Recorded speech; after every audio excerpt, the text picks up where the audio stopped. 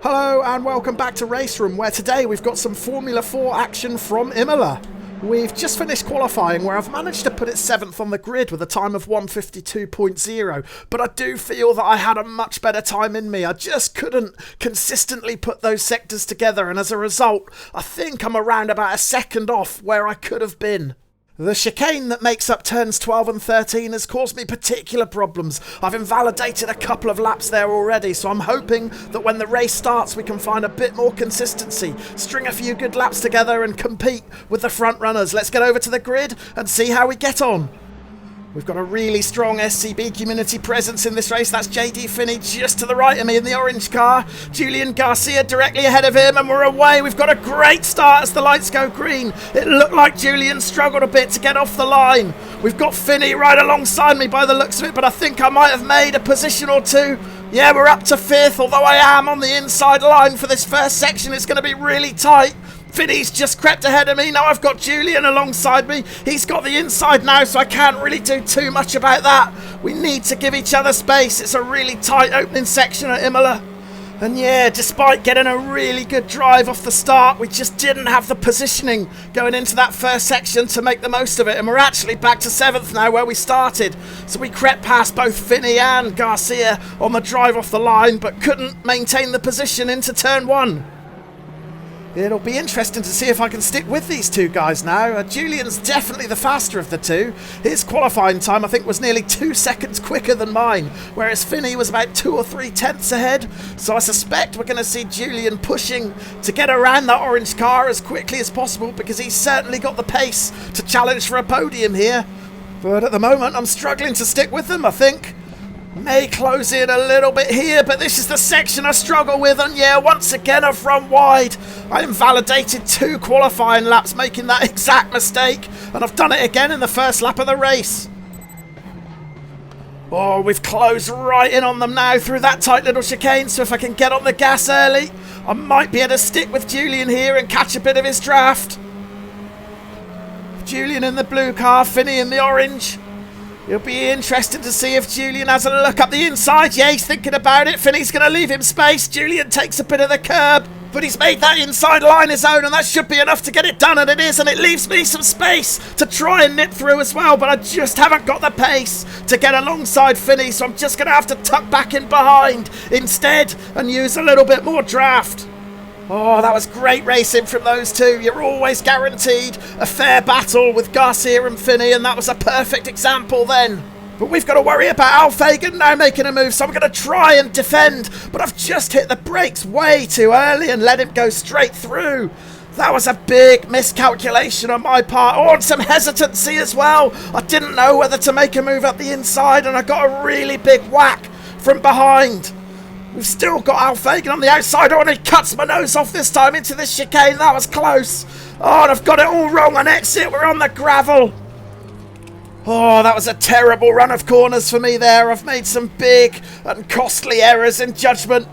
And we're down to 9th place now, although we might have just gained 1 back as I saw a car on the inside. Yeah, so a really encouraging start for me there, but all that good work was undone with 3 big mistakes in the space of a couple of corners at the start of lap 2. So let's go back and check out the replay to see what went on and then what went wrong. Well, it started really well. We got a fantastic drive off the line when the lights went green, but we found ourselves tucked on the inside here, and I was mindful of not drifting into the path of Finney or Garcia to the right of me. As we see Garcia in the light blue car just tucking it up the inside of me there and claiming that position. But it all went wrong a lap later, and this time I actually choose to take that inside line. Now that was to defend against Al Fagan behind, but in doing so I completely lost my bearings and broke way too soon. And then I took a hit from behind right there, and that was my fault too. I was hesitant about making the move up the inside of Al Fagan. I thought he might take the racing line and cut back across just as he did there. But the first time around he left me loads of room, and I should have capitalised. And then of course it all goes from bad to worse as I run onto the gravel. And look, I took about 3 or 4 cars with me as well. They're all following me, they're all chasing me, and they all get suckered into making exactly the same mistake.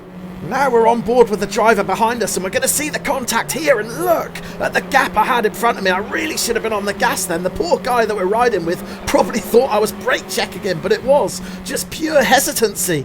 And now we're going to get into this corner. I'm going to get all out of shape. The orange car's going to go with me. And if we look behind, 2 more are going to follow as well. All 3 of them go into the wall. So actually I was really lucky to get back onto the track relatively quickly.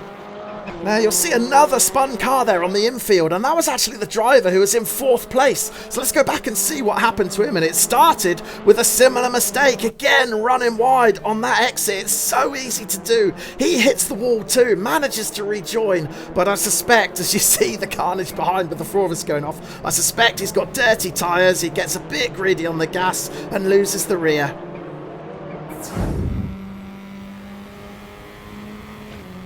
Right, we need to make sure of no more gravel excursions this time. Need to take this section far smoother and much easier. Yeah, that's better.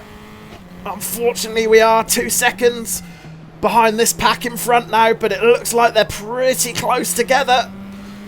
So if the 3 of them are going to be battling for that 5th place that Finney currently occupies, hopefully it'll give me the chance to bridge the gap and catch back up with them. It looks like Julian's checked out. He's 3 seconds clear of Finney now, so he's in a strong 4th place. I wonder if he can catch up with the front 3 and challenge for the podium. He's certainly got the pace.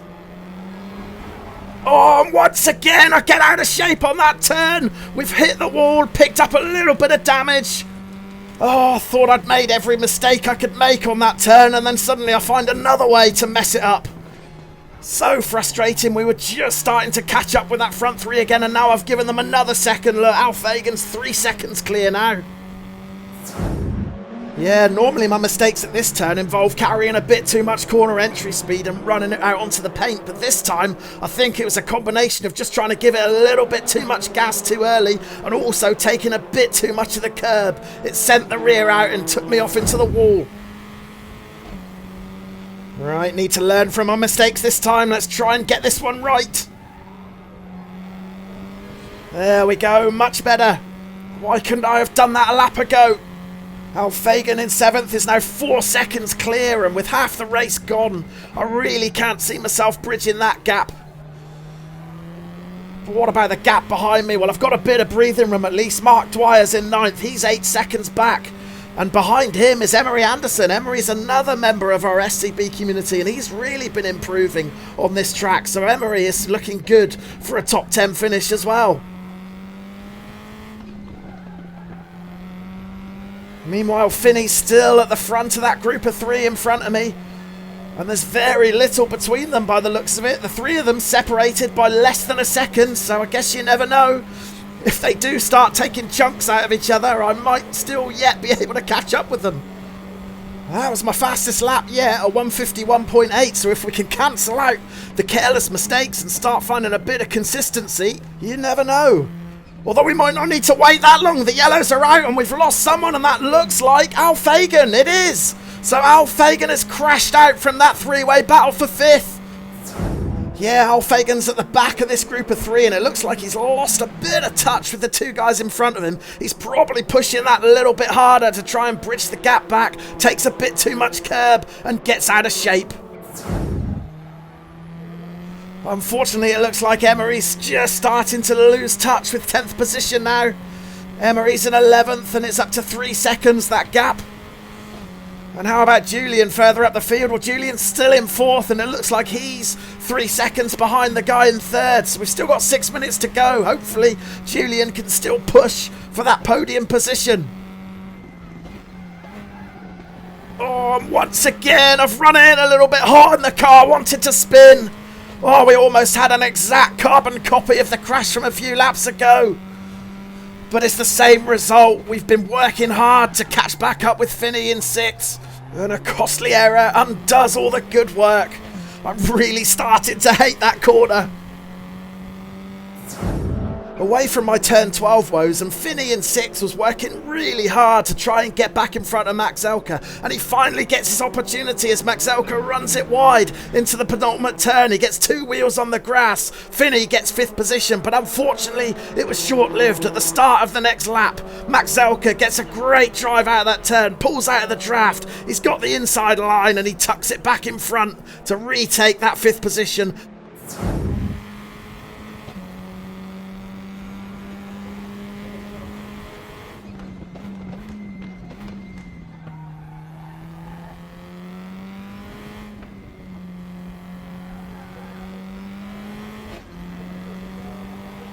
Well, it's taken me the entire length of the race, but it finally feels like I'm starting to put some consistent laps together now.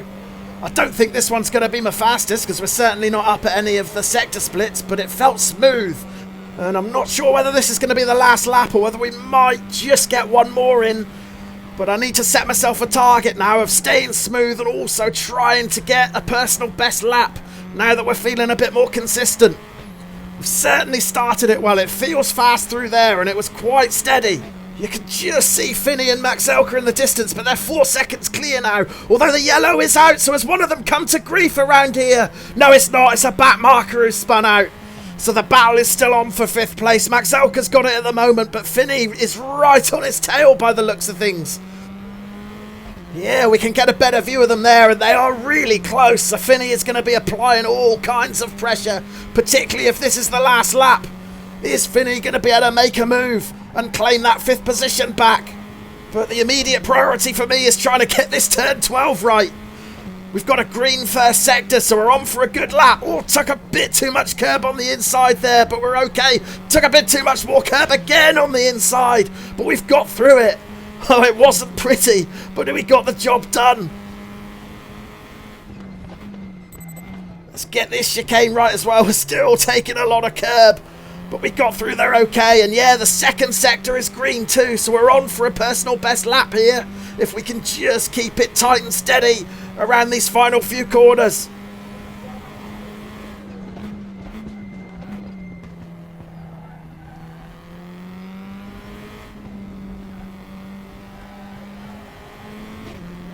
Not a bad exit, drifted a tiny bit wide, but we got on the gas fairly quickly. This feels like a faster one. It'd be good if it was in the low 151s. 151.7, well that's a bit slower than it felt, to be honest. But it's still a personal best lap, so we'll take it. And clearly we're getting one more lap of the race. The leaders obviously didn't make it around in time. So let's keep going here. The gap to Finney is down to 3.2 seconds, so we have actually gained a second over the second half of that previous lap. And the two of them in front are really close. Look at them battling. We could get even closer here, and it looks like Finney might have made a mistake. He looked all out of shape there, and we're going to be right on his tail all of a sudden. So out of nowhere, we've got a sniff of getting a position here. Let's try and get on the tail of Finney if we can. Oh, if ever there was a time to get turn 12 spot on, it's this lap. We've got a sniff of 6th position, but it all rests on taking this section smoothly. Let's see what we can do.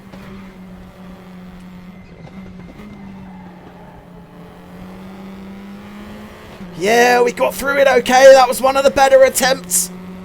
So we're just about within touching distance. It's 0.7 of a second, the gap.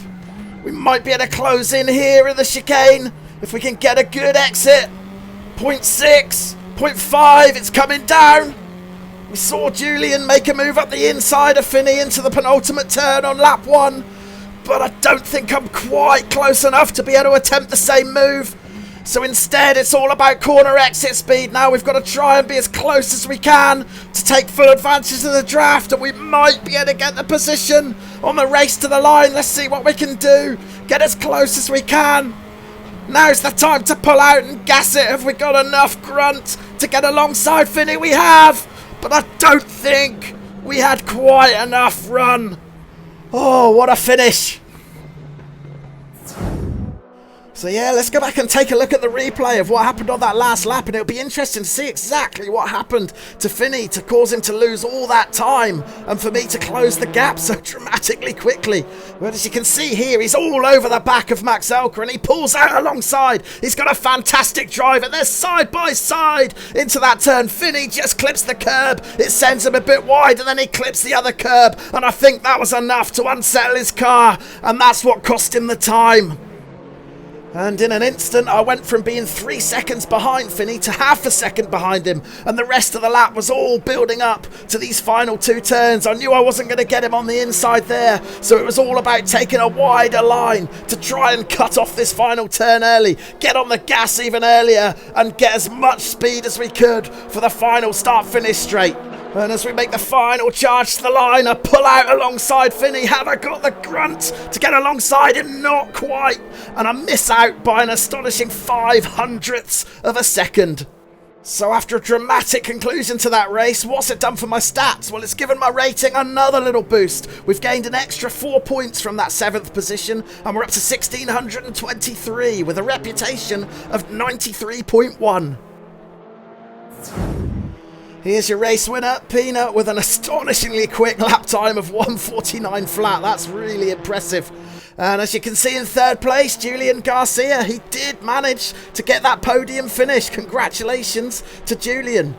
But yeah, it really couldn't have been tighter there at the end between myself and Finney. 0.05 of a second between us, and I think that's got to be the closest finish I've ever had in a RaceRoom ranked race. Incredible stuff. And an 11th place finish too for Emery Anderson. So a good race all round for the SCB community. And speaking of SCB, if you do fancy joining, there'll be a Discord invitation link in the description to this video, and we welcome any and all drivers, all standards, all abilities, all levels of experience. We place a lot of emphasis on having fun, enjoying the racing, and although we're predominantly a RaceRoom community, we've got lots of drivers who drive in all the sims, from iRacing to Assetto Corsa Competizione and even Euro Truck Simulator. So do come and say hello if you fancy getting involved. Cheers for now.